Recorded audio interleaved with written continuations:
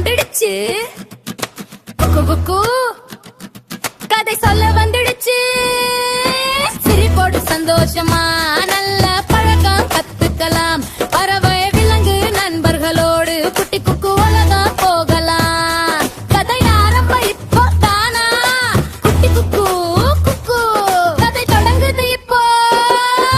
பறவை குக்கு சொல்றத கேளு, நண்பர்களோட கதை பாரு. குட்டி குக்கு குக்கு கதை தொடங்குது இப்போ. அதே காட்டுல இன்னொரு நாள்ல குக்கு இன்னொரு காட்சிய பாத்துச்சு. இந்த தடவை ஒரு தாகமா இருந்த காகத்தை குக்கு கவனிச்சுச்சு. குக்கு குக்கு ஒரு கதை கேட்கலாமா? தாகமாயிருந்தது யாரு? காகம் காகம் ஆகும் கூடத்துக்குள்ள பார்த்துச்சு. தண்ணீர் கொஞ்சம் தாடா, எட்டி பார்க்க முயன்றுச்சு.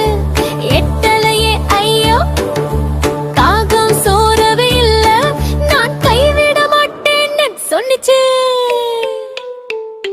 டப டப டப் டப் டப் சின்ன கடு கொடு கடுக்குள்ள.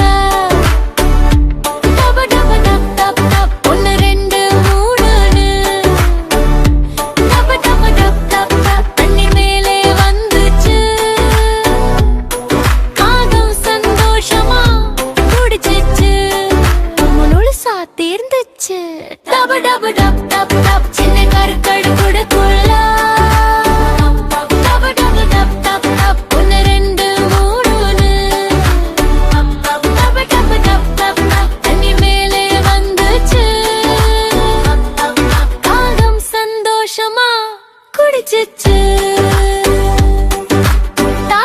முழுசா தீர்ந்துச்சு.